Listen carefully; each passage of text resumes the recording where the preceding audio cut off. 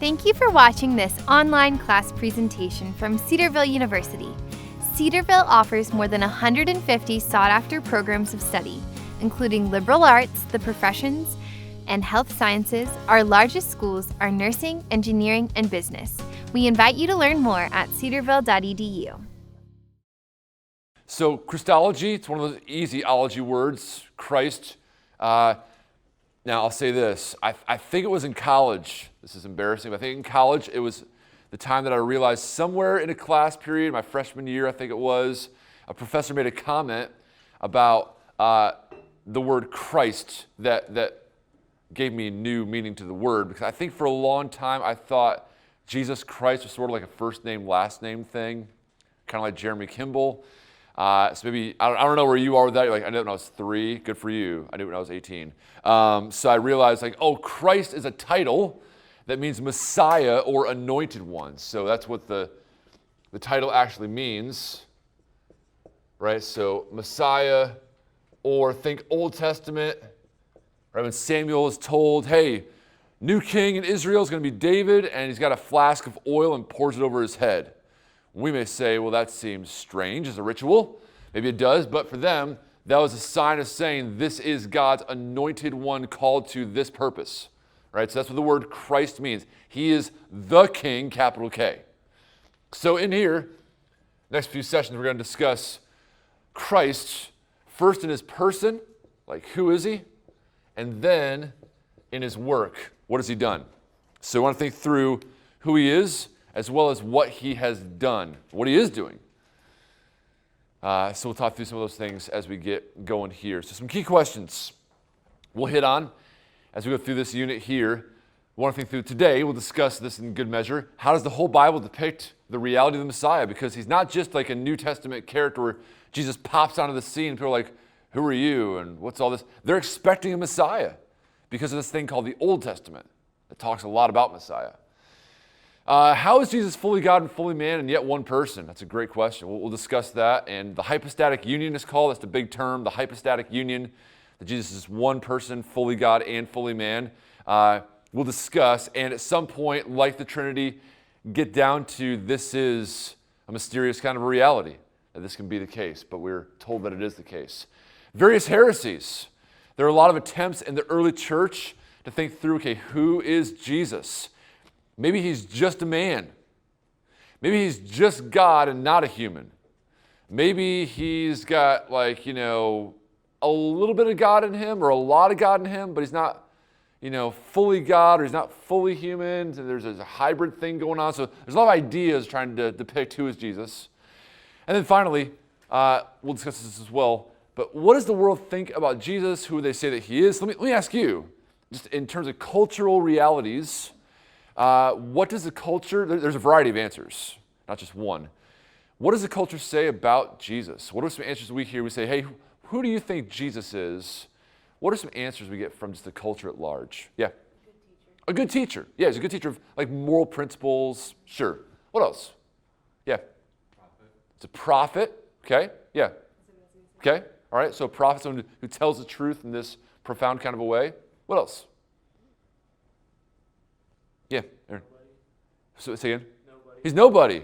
It's like a myth, right? It's like all this stuff's mythology. It's sort of like, Aesop's fables, man. It's not like a real thing. Okay? So he's just a myth. Others? Yeah, Micah? A perfect example for a life sent by God. Okay, so someone would say, hey, he's a perfect example because he is sent by God. So someone just kind of stop there and say, he's just that. Look to him as an example in that way. Josh? I was going to say he's like a religious figurehead. Yeah, so he's a religious leader. He leads this movement that starts out, we call it Christianity now. Okay? Yeah? I've also heard that he was like a rebel too. Yeah. His followers were like young guys. They were like, oh, there's a bunch of rebels. Yeah. Overthrow the Jewish. Gotcha. It's true. Old school Lecrae song now. Jesus was a rebel. Renegade, outlaw, sanctified troublemaker. Anyway, sorry. So, so yeah, that's there. Some would say he's a fraud, right? Some would say like, well, he's here, he taught these things, but man, it's all just a bunch of lies. Some would say he's a lunatic, he's psychotic, he's got delusions of grandeur, as Han Solo would say. right? So he has that going on. So you have a variety of kinds of answers to this. So some would have very negative kind of connotations. Some have like positive kinds of very cultural associations, like I'll put them on the dashboard, right? In the 90s and late 2000s, that t-shirt, early 2000s, that t-shirt was all over, man. Jesus is my homeboy, which like I just want you to know, like he's not your homeboy, right? So just like he's Lord, he's Savior, he's your treasure. But anyway, so get that off there. So, but there's lots of ideas about who Jesus is in the culture at large. You ask somebody, there's some opinion out there as it goes. So in terms of what we as a school believe on this is our doctrinal statement. Just reading from there. I'll do this a lot of our units, just kind of read from our statement just so you guys know, hey, traditionally, convictionally, here's where we're coming from on these things. So we believe the Son, eternally begotten by the Father, through the Spirit, was also born of the Virgin Mary. Therefore, Jesus the Son is both fully God and fully man. As the Word made flesh, the Son is perfect mediator between God and humanity. And a lot of text to go to there. We'll hit on some of these today. So a lot of loaded phrases and words there to keep in mind, but this is essential. If we get Jesus wrong, this is a problem. Okay? Like this is essential. This is why we call ourselves Christians. It's Acts 13. They're first called Christians, which is a way of saying like little Christs or followers of Christ, and we're like, that's us, right? The earliest thing was like they're followers of the way, often said in Acts. Well, I think that's referring to like John 14, where Jesus says, I am the way, the truth, and the life. And no one comes to the Father except through me. Right? So that's the idea there. So again, just for your notes, as you have those there, it's a crucial doctrine. It gives our religion its name. It's distinctive for our doctrine. And Christ must be at the center of our theology and our proclamation, therefore. We talk all the time about being gospel-centered and Christ-centered, which can get cliched, but it's true. We've got to be a Christ-centered people because he is the culmination of what the Bible's pointing to and where it's all going at the end.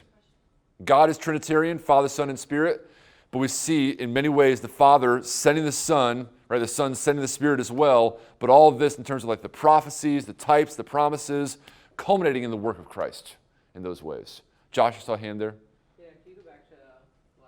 Yeah, for sure. What does eternally begotten mean? Oh man, great question. Because it seems like a paradox there. It's like, how is someone begotten? Because begotten is the idea, like it sounds as though like they've come into existence. And then eternal means there is no beginning to that existence. It's eternal, eternality. So that's a way to get at John 3, verse 16, right? God so loved the world, he gave his only, King James, begotten Son. So most translations now say his one and only Son. So monogenes is the word in Greek. If you want, there's some Greek over there too. But that's the word in Greek. So they're trying to figure out how do I rightly translate that word? Like genao means to be or to become. So trying to think through like what does that term mean? So we would not say it's a temporal kind of a reality. We would say that there's something there in terms of eternality, yes, because he is God, but also recognizing there's some kind of way in which we understand the relationship of Father and Son, that there's a relationship to that Father and Son kind of a reality. So it's not temporal, it's more relational in nature. But even now, a lot of people are going to say, we're not going to translate that as begotten, we're going to say one and only and say it in that way. So we have begotten there. And it's a paradox in that sense because the word is there, but we also affirm from John 1, John 10, Revelation 5, Colossians 1, Hebrews 1, he's eternal.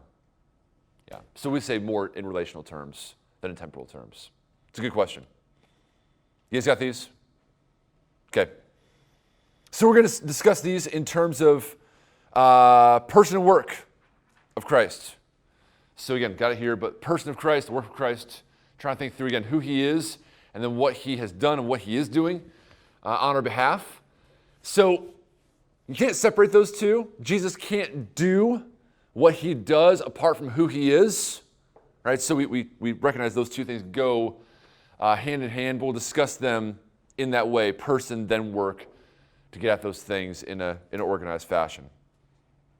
Okay, so that's some ideas there. Now, For a few minutes here, I want you guys, there's lots of key texts about Messiah, about Jesus. We could say like, well, just like, I could say to you like, okay, read all 4 Gospels now, go.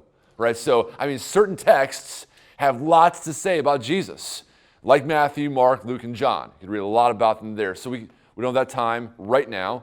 I would encourage you to read the Gospels again and again in your quiet time and think through all of that. But with this, I want to look at a few key Old and New Testament passages for you guys to ponder and just jot down some things here on this. So this will be groups of like, someone next to you, a neighbor at the table, 2, 3, 4, whatever. And then write this down. We'll talk this together as a group, as a class here in a few minutes. But look at, here's the text, Genesis 3 and 12 and 49, 2 Samuel, Isaiah 53, in order, and summarize what you can know about the coming Messiah from each verse as the OT picture fills out. So I got more there. Now, this is impossible. You've read the whole book called the Bible, so you kind of know what these verses are going to be talking about. I know that. But try to read these as though, okay, like I'm reading the Bible for the first time. I know it's impossible. I know. But try to read it as though, okay, it starts very vague in Genesis 3, and it builds in detail and in content as you go through the Old Testament. We'll hit New Testament as well here in a few minutes, but just try to go at it like that to say, we don't know in Genesis 3, yep, a guy named Jesus is going to come and do this. Like, well, no. Like, what does it actually say? How would you build from that very vague, general kind of promise on through and build, okay, if I was a Jew in the first century, I would expect Messiah, whoever that is, to have these kinds of qualities. So in groups, get together, look at those verses, and just jot down what you see about this Messiah who's prophesied of. Go ahead and do that in a few minutes. All right. It's good.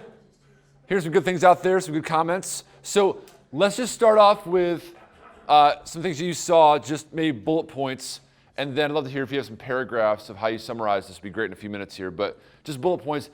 Old Testament, let's say you're a first century Jew, waiting for Messiah. You've read these texts. There's a lot more to be read, I know. I can have a lot more text than just these ones, but from these texts, it's like, yeah, I'm reading these and I know these things about this coming Messiah. What would you have seen in these texts? What are some examples? Things that you saw. Yeah, Autumn. For us, we saw that there's just a need for a Messiah. Okay. How so? Well, what need and where'd you see that at?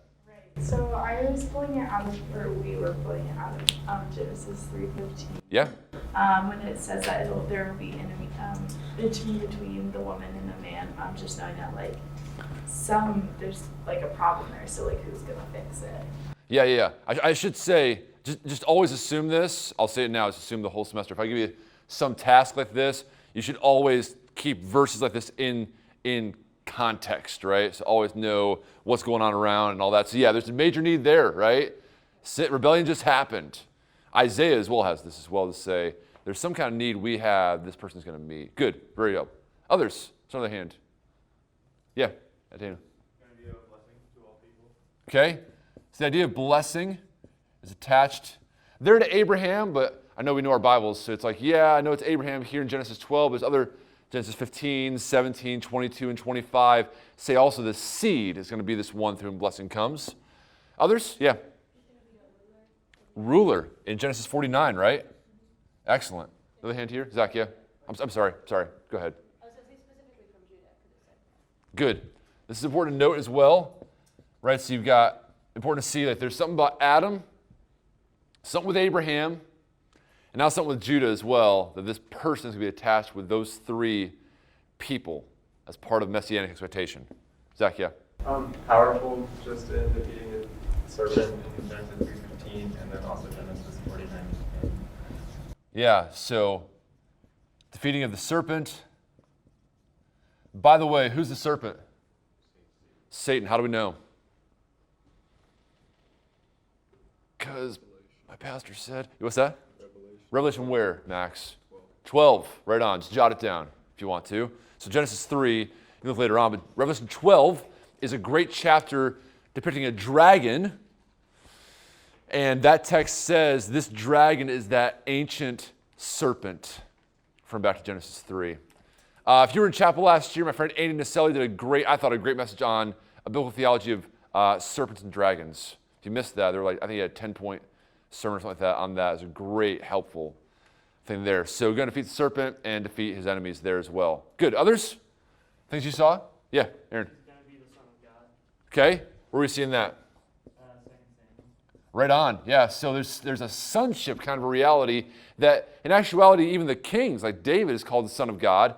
But there's something about this one who's going to come who's going to be the Son of God. Okay? In a unique kind of a way. Yeah. In the Isaiah passage, as he's going to be highly exalted as king, but also be oppressed and bear our sin. Okay. Exalted, but also oppressed. And this is good. It's a good start. There's more to that too. Like, oppressed for what reason? Why is he bruised? Yeah. He's going to be like a substitute for our punishment. Yeah. He's bruised for our transgressions, right? He's crushed for our iniquities. So it's not just that he's going to suffer. A lot of leaders in history suffer, even suffer on behalf of a people. But this one is going to suffer God's wrath in our place so that God's wrath does not come down on us, right? So that's John 3:36. You have all these texts in your mind too, I'm sure, to say, yeah, that. But John 3:36, if you believe in the Son, God's wrath does not remain on you. But if you do not obey the Son, the wrath of God remains on you. That's a reality. So he bore that wrath in our place. Really good. Anything else you want to mention? It's good. And we have like a paragraph or a sentence they put that in to kind of just summarize all of that. Yeah, great. Well, I was just going to say, he also seems like he's going to have some kind of comeback at the end. Yeah, that's right. Yeah. At the end of Isaiah, it mentions that. Yes, that's good. So we'll call it a comeback. We also call it a resurrection. Yeah, but yeah, right on. Say like this one is not just going to die on our behalf for our sins, but it says later on in that text, like something there, he'll be raised. He'll see his offspring, right? After all these things, which is that's us, guys. Like that's us. Now, Galatians says, brothers and sisters of Christ through faith in him, right? Sons of God, daughters of God, all these things there as well. So yeah, good. Okay, anybody have a sentence or paragraph to put it in just to summarize all that? That kind of stuff there? Or you have a chance, maybe? Okay, sorry. At some point, though, it's good to just summarize that and think through, and how would I put all that into a beautiful sentence or paragraph to say, because, man, that is, it. Number one, it's explicitly prophesied, but secondly, it's pretty detailed. As in, if someone's like, I'm Messiah, there's a lot of things you can run it through to say, you are, or no, you're not, poser, right? There's a lot of ways to figure that. This is just a little sampling. There's a whole lot more, right? Were you born in Bethlehem, right? Did you have this happen, this? A lot of things to see, okay, who is this one who is to come? Now, like, spoiler alert, we believe this person's referring to Jesus of Nazareth. Shocker, I know. So we affirm that as being in the Gospels. So let's just do this together. You have those in your notes. We'll jot them down as we go through them, because the New Testament has a whole lot more. Not just to say, okay, the Gospels describe who he is, birth, life, death, resurrection, but also later authors comment on, hey, in case you missed it, this guy Jesus is. So let's turn to John. Go there first. Just jot down a few things. We'll just talk through this. These are all pretty familiar verses, I think, overall. But John 1, verse 1, I think we are aware of this verse. Many of us are. In the beginning was the Word. The Word is with God, and the Word was God. And then verse 2 begins with, and he was in the beginning with God. So the Word, if verse 1 you're kind of like, I'm not sure what the Word is referring to. Well, you get a masculine pronoun in verse 2, he. And then in verse 14 it says, the Word became flesh and dwelt among us. So you've got there, okay, the Word became flesh and dwelt among us. That's a human. That's God taking on flesh. We call it the Incarnation. Important word. So for John 1 to 14, one key word you want to jot down is the word incarnation, which literally means enfleshment. That's what it literally means. It's the taking on of flesh, right?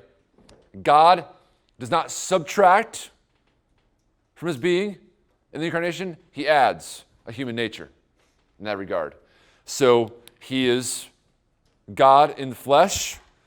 He is, verse 1, two things. He's with God, and he is God. So what does that indicate right away in verse 1 of John 1? What does that tell us? Yeah. Yeah, so we have, it seems like, okay, if there's a being who is God and who's with God, it seems somehow I've got to at least say, okay, this person, if he is God, then is with God as well. There's more than one persons in this thing we call the Godhead. And we'll even say later on in John 14 and 15, there's the Holy Spirit for three persons in this Godhead, Father, Son, and Spirit. So good, excellent. So we have that kind of idea as well in terms of personhood. So all that's there. I won't read all those things right now, but just say in verse 3, all things are made through him. So he's creator. You can jot down his creator, right? Without him was not anything made that was made.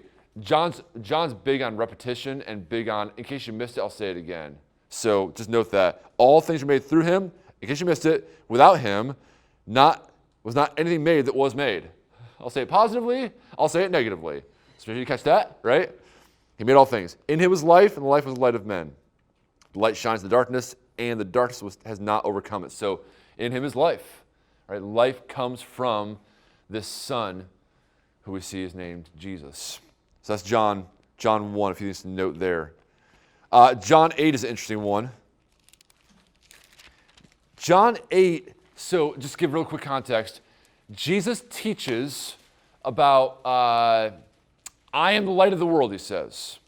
And by verse 30, it says, as he was saying these things, many believed in him. Now, if you've read the Gospel of John, you know there are moments in time where John uses the word believe, but then it's demonstrated that that crowd does not have genuine belief, right? It happens all the time in John. And here's the case. They're believing in him, it says. So Jesus said to the Jews who believed in him, if you abide in my word, you are truly my disciples, and you will know the truth, and the truth will set you free. Innocent enough words, seems like, but the Jews get offended. And they're like, hey, we're not enslaved to anyone. Though they're enslaved to Rome, basically. Like, we're not enslaved, we're free people. And he goes on to say, like, yeah, if you've sinned, you're slaves to sin. So you're a slave to that. And then he goes on and says in verse 38, I speak of what I've seen with my Father, and you do what you've heard from your Father. So now he's differentiating, saying like, hey, we're on different teams here. We're on different teams. I've got a father, you've got a father, they're not the same. Goes on and says, hey, verse 39, Abraham's our father. And Jesus says, now, if you're Abraham's children, you'd be doing the works Abraham did, but now you seek to kill me, a man who told you the truth that I heard from God. This is not what Abraham did. So like, hey, like, we're Abraham's offspring. We're part of this nation that is God's people. And he's like, yeah, you're not. He's not your dad. So he goes on. Let's skip it. Verse 48. The Jews said to him, are we not right in saying that you are a Samaritan and have a demon? Now, in case you're missing that, those are fighting words, okay? Those are insults to pass Jesus. And Jesus said, I don't have a demon, but I honor my Father, and you dishonor me. Yet I don't see my own glory. There is one who seeks it, and he is the judge. Truly, truly, I say to you, if anyone keeps my word, he will never see death. That's a bold claim. If you said that to me there, I said to you, say, hey, if you believe me, you will not see death. You respond like these guys did. The problem is, like with Jesus, it's true, right? So they say, now we know that you have a demon. Abraham died, as did the prophets. Yet you say, if anyone keeps my word, he will never taste death. Are you greater than our father Abraham, who died, and the prophets died? Who do you make yourself out to be? It's like, are you greater than? The answer is, yep, I am. So who are you? And Jesus said, if I glorify myself, my glory is nothing. It's my Father who glorifies me, of whom you say he is our God. Right? No, by the way, I missed that. Earlier on, he says, like, God isn't your father, the devil's your father. It says that in here as well. I missed that, sorry.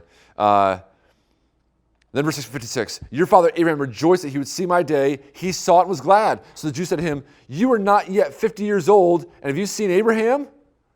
And Jesus said to them, truly, truly, I say to you, before Abraham was, I am. So they picked up stones to throw at him, but Jesus hid himself and went out of the temple. Now, okay, translate. What on earth is going on in verse 58 and 59? What's going on? He makes a statement, and then they respond. What's going on there?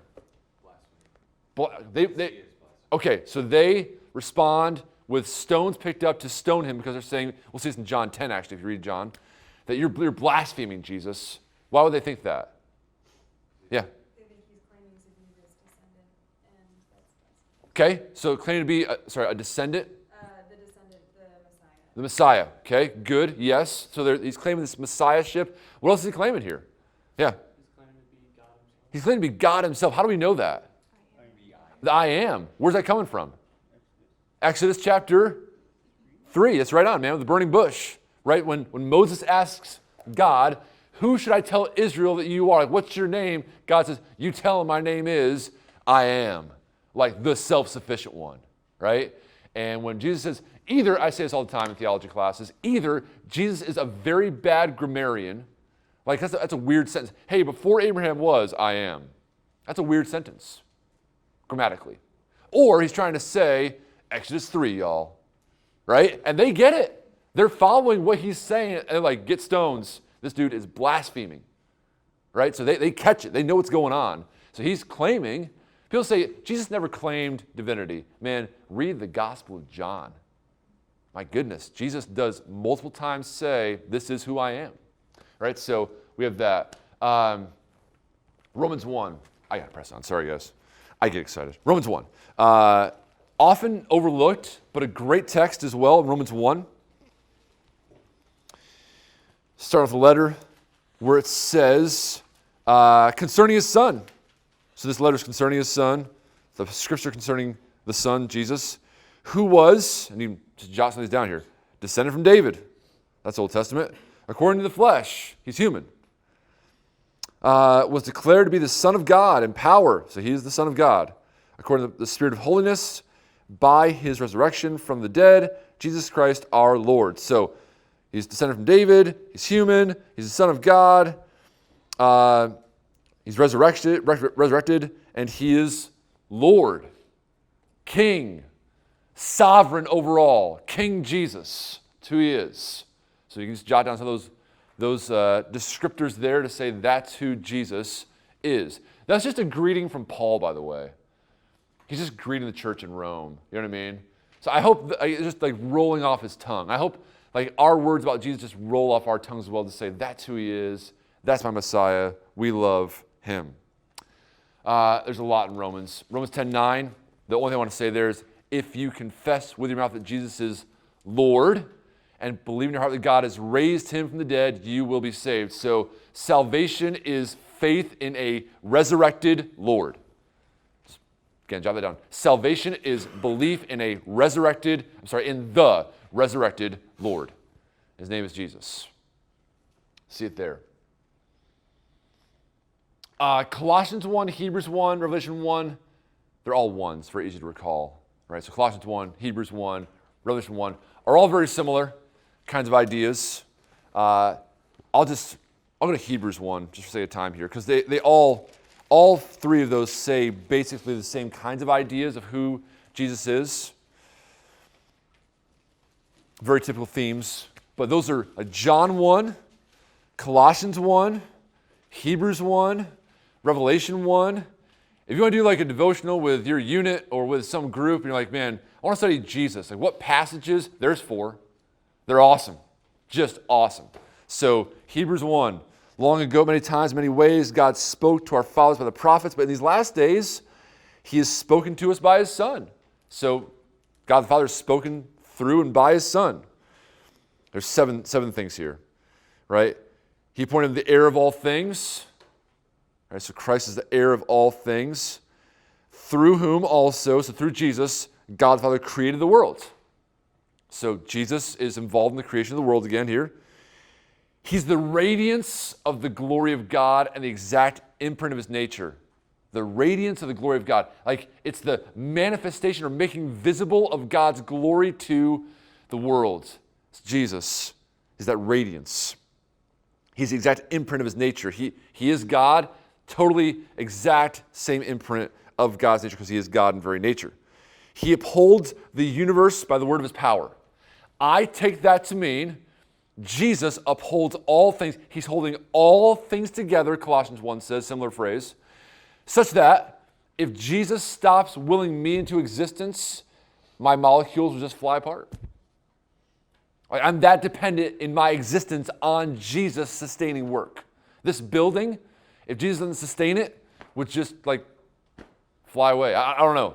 I'm reading it that way to say he is sovereign over materials, right? Holding, natural processes, right? All these things that we're seeing in those ways.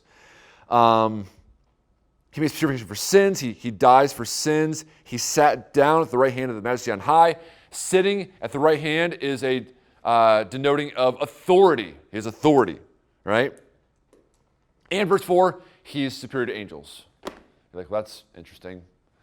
Why is that important? Well, it was important in that context because there was it seems, a worship of angels that was going on. But just think of this too. This is a very simple thing, but what are the ways typically, how do people typically respond when an angel comes to talk to them in the Bible? How do they respond? Yeah, right? Terrified. Sometimes they like pass out. Usually they're speechless, right? So when it says he is superior to angels, you see all these moments of angels coming and like, whoa, glory there. Whoa, look at the response there. Yeah, King Jesus. Glory far, far surpasses any of that stuff. He is the glorious one. So Colossians 1, Revelation 1 have that as well. So this is way too short, but we could say, this is from Grudem here, Jesus Christ is fully God and fully man in one person and will be so forever. So fully God, fully man, but I mean, there's a lot more to say of the glories of Jesus we've read about here. So speak of the glories of Jesus. Like, it's okay to pray and to teach with details of who Jesus is. So I've often preached Hebrews 1 to 4. It's a 7-point sermon. I don't tell my audience that. They would get scared. But it's 7 points because there's 7 things there about Jesus that I want to outline in detail for that audience and say that's who he is, right? To rejoice in the glories, plural, of Jesus. And no Old and New Testament speak of him. Good? Makes sense? Some good things to think about there in terms of as we get on to now some details. Because from here on, what we're going to do is think through this outline together. So, 7 things. Jesus was prophesied, he was born, he lived, he died, he rose, he ascended, and he will return. Those are the things we're going to think through as we go forward here in terms of the outline of Jesus' person. Again, prophesied, born, lived. Not a lot of detail there, but some. He died. He rose, he ascended, and he will return.